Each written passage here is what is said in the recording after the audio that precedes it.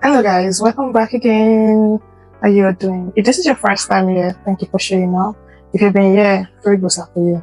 Thank you for always coming back. How was your weekend? Because mine was really stressful. I hope yours went well. Um, Today we're going to be talking about something really interesting, guys. Today we're going to be talking about friendship.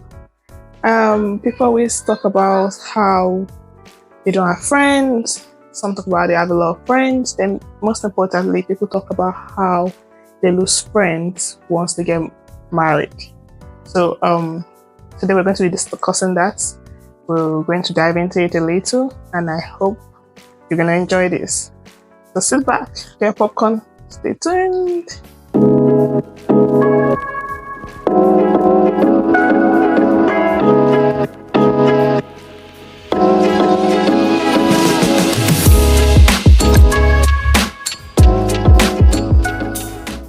Yeah, guys, so let's dive right into it.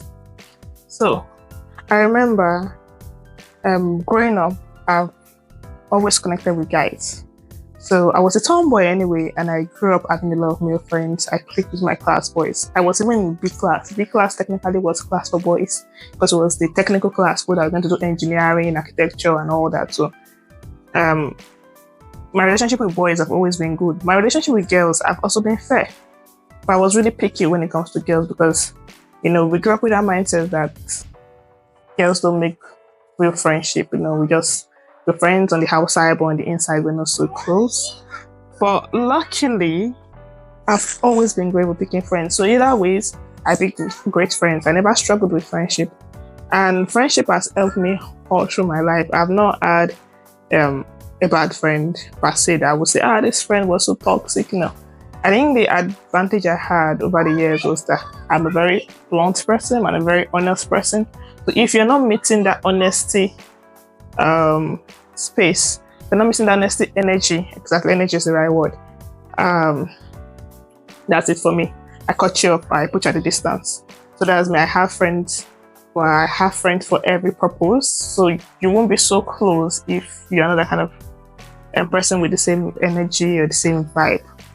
So bringing it down into career, everything, I would say that I have been lucky, extremely lucky with good friends. Like, my friends are good to me, they are kind to me, they pray with me, they do stuff with me, and they do stuff like, how far there's this job advert, have you applied for this job, have you done this one, have you done that one? So I've had friends who bring value to my life, spiritually, mentally, physically, emotionally. They bring value, both the male and the female friends. And I think one thing I've always also had with the male friend is I never mix my male friends. Not like our girls date the guys that they call bestie. I've never mixed that. I used to make sure that my friends were my friend. I don't think I was the type to mix male friends for relationship. No. If you're someone I was going to date, I knew from the start I was going to date you. You won't be friends zoned. It would be straight to dating. And friends were friends. I really, really set that boundary. So, during my wedding, my class boys showed up for my husband literally more than half the train with my class boys. For him, the groomsmen, everybody with my class boys. So it's just who I am. I am lucky with friends. But I know some people don't have it easy when it comes to friendship. So a lot of people have had over the years know how to give up friends, have to stick with one friend, or never have friends at all. Now I was listening to Trevor Noah. I admire Trevor Noah. Trevor Noah is for me. I really admire Trevor Noah. For me, if you know him and you listen to him, you understand he's a smart, intelligent person. I don't agree with 100% everything he will say about life, but I think he's smart. And the fact that his comedy is something that you have to think about, then understand, then laugh, is something that blows my mind all the time because, guys, he's too intelligent. Anyways, I was listening to one of his shows and he invited a lady and they were talking about friendship and spouse and how people make their partners their best friends. Hence, they don't need friends. So they were talking about what do you think about this topic?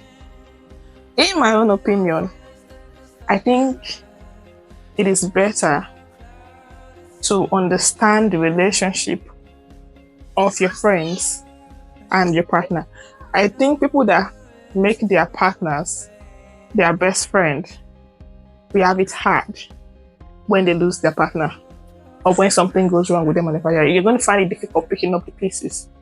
And apart from that, I feel like you're going to, if the person you're having as a partner is someone that is an extrovert and has other friends outside you, you're going to suffer because you're not going to feel like he's going to leave your house or she's going to leave your house because they're going to be out there with their own friends and you want them. It's going to be like, those times we used to have like in school, clique of friends, and you're the third party or you're the fourth party, you are still close enough, but you feel like you miss out on the topics or the informations when they arrive. It's like later when you join that you get news.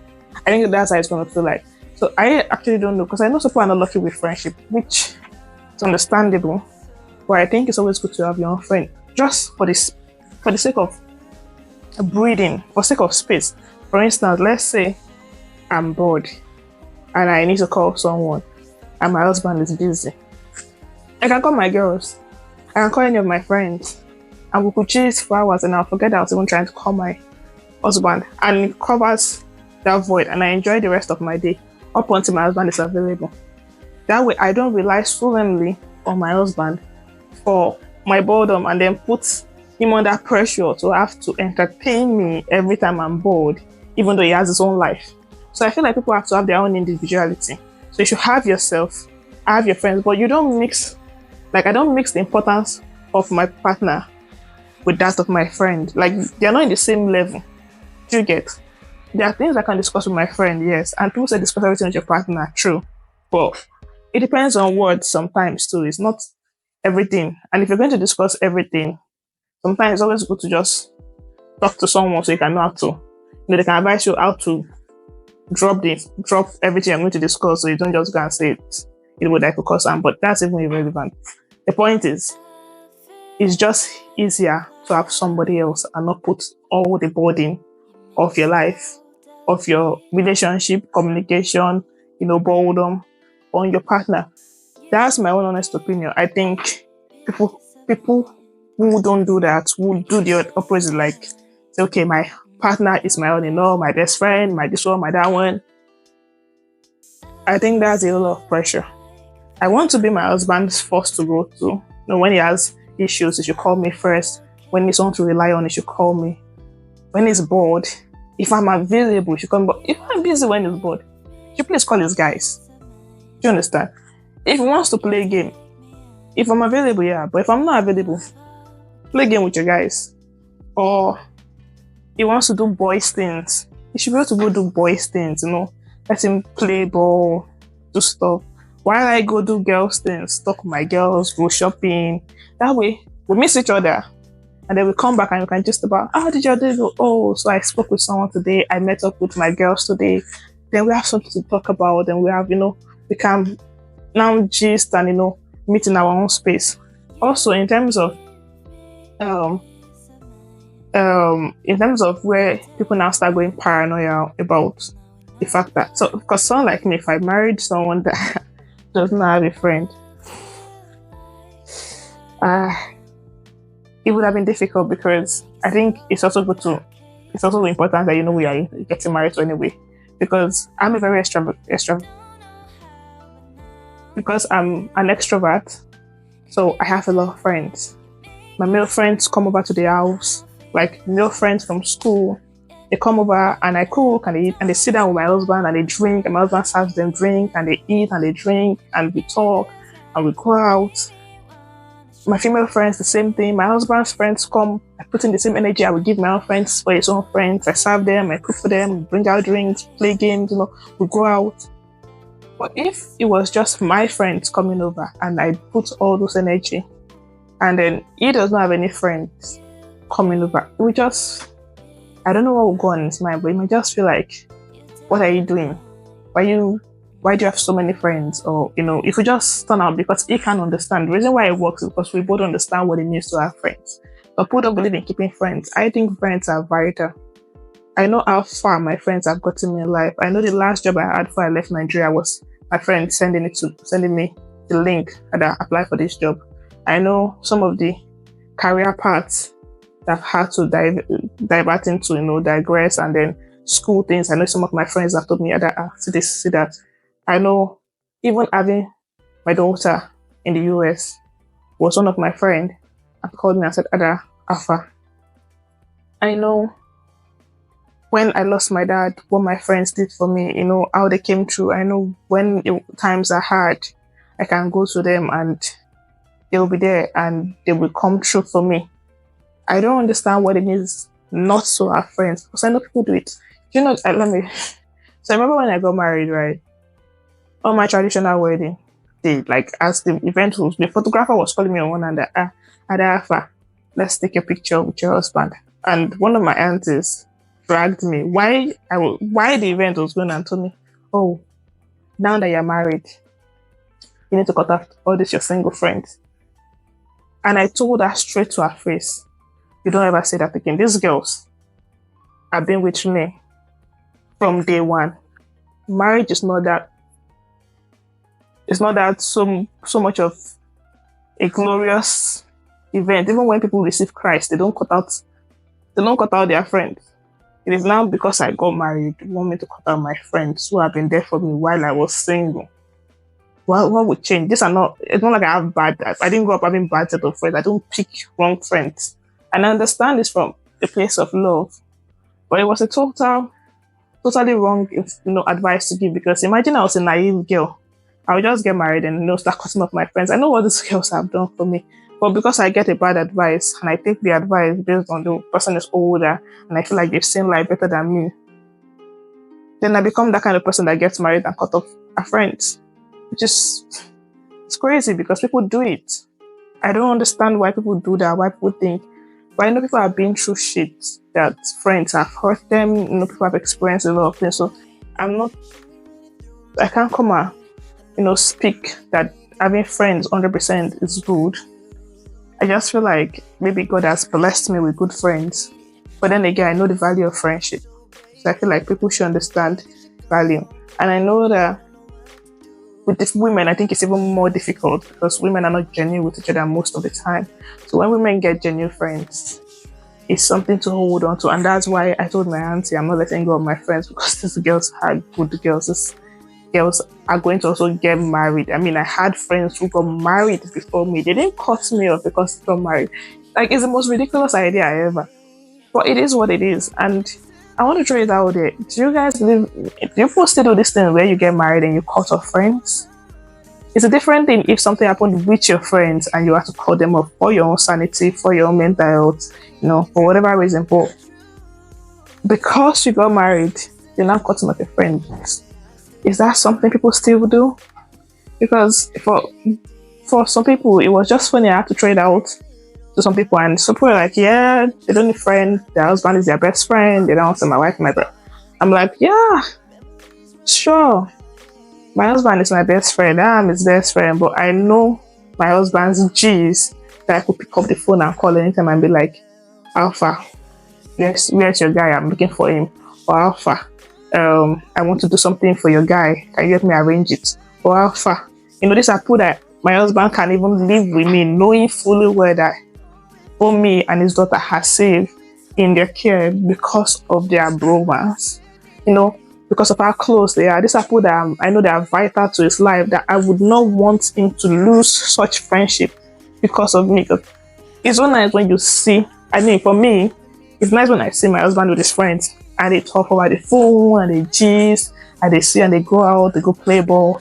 Like, how sure they are. I played ball, we broke our leg. I'm like, you see the masculinity. It's nice. They sit down, we play games, they talk boys things and they laugh and yeah. I might work for hours and I'm like, okay. Then when I'm on the call with my own girls, I'm on the call for like a while, and then my husband like, what's going on? I'm like, something happened with so it was interesting, the competition went like this. And he's like, that's nice, my regards to your girls. Things like that. It's beautiful to watch. I don't understand why people don't want that. I don't know why people would genuinely just stray away that all in the name of marriage. Because marriage is beautiful. Family is a lovely thing to have. But you can have external families. These are people that will come through for you when your partner is not available. And the truth is, your partner will never be 100% available.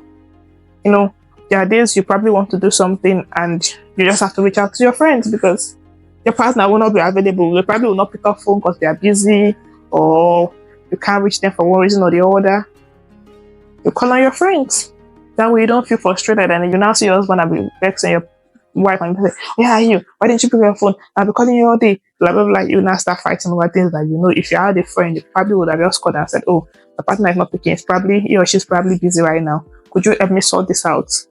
Then you sort it out, then your partner comes and you're like, oh, I had this issue today, but I called so person. Your partner will even be happy that you have somebody that you can talk to when he or she's not available. It takes off that. I think for me, it takes off that burden. It takes off a lot of burden. You know, there are some things that my husband, even in discussion, even if it's gist. Sometimes my husband wants to talk to me about something like that is just like something. I'm like, I just no while I gist. But it's something that I will now treat that thing that okay, what do your guys think about this thing? Because for me, from a woman's perspective, this is that. But you know, from a guy's perspective, I just spoken to your guys.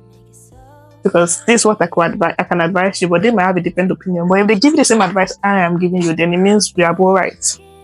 Do you understand? So it's just an additional blessing. Honestly, that's how I see it. I see friendship as an additional blessing. I think it's a blessing that comes in when you need it. It just comes in swiftly, little by little. You don't notice how much it is until you honestly sit down and reflect on how blessed you are for having these people in your life. If not, you just take it for granted. So, for me, I rate all my friends. Like I rate my friends big deal. They are so much of a big deal to me. They're not bigger deals than my husband. They're not bigger deals than my family. But they are not the kind of deal. They are so big that it's not something to compare with. That's the word. People compare partners with friends. It should not be the same. Like, what my partner will do for me, 100% do for me. I don't want to put it. I don't want to say what to do that the friends cannot do, but I don't know how to put it that people will not take me out of context. But basically, what I'm trying to say is they are as relevant or they are more relevant than you think.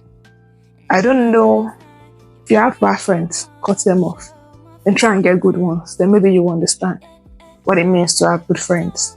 Because I think the issue is people are used to bad people. A lot of bad people are around us. You know, we have bad people everywhere. People come into our life. A lot of them just come and they're shitty and they come to steal and they come to destroy. But trust me, when you have a good friend, when you have a genuine friend who means well for you, who is there for you, who is happy for your success, who when you triumph, they're 100% on your side and they want to see you grow, and you have that same energy. You have to understand that you have to give the same energy. And I think another thing that ruins friendship is mindset. If you already have the mindset that things are going to go wrong or friends are terrible, it's going to go wrong. So if you're open-minded, for me, I'm a very open-minded person. So it makes me see people and it makes me see their flaws easily. Because if I start talking to you and I see that you're not a bit straightforward or you're like this or like this, I cut you off. There's a difference between boundaries. Like not saying everything because you don't want to give so much information or whatever the case may be. But there's a difference in that and being corny. When I see corniness, I see fake love, I see envy. You know the type of envy that girls give you, that girls will give you a fake smile or they will mock you to your face. You know how somebody will look at you and be like, you look really good. But instead of telling you look really good, we insult you to compliment you. It's not the Nigerian style. We're not that one that we used to do growing up that you'd be like, you just yab the person for the sake of yabbing. This one is you will genuinely see, they will speak the English well just to mock you. Do you understand? You will know. When people don't love you, you will tell. Except you don't want to be honest with yourself. The same thing with relationship. When people don't love you, you will feel it. They will do little things. Or you even notice the way they talk about other people, the way they comment about other people, the way they treat other people. And then run. So, on this note, I would like to hear people's opinion about friendship. I believe people should have friends, good friends to be precise. People should have good friends. Their friends should have value, should add value to your life. They should add grace to your life, compassion. You will see that you will see the growth from their own point. You will see growth in their life. You will see growth in your life. You yourself will bring value to them. It's not only them adding value to you, but you yourself will bring value to them. They are friends for different reasons. They are friends for purpose of you need someone that can push you. You need someone that can stand by you. You need someone that can pray with you. You need someone that can ginger you. You need someone that can calm you down. You need friends. I remember there was a time I was calling my sister and I was so pissed at my sister.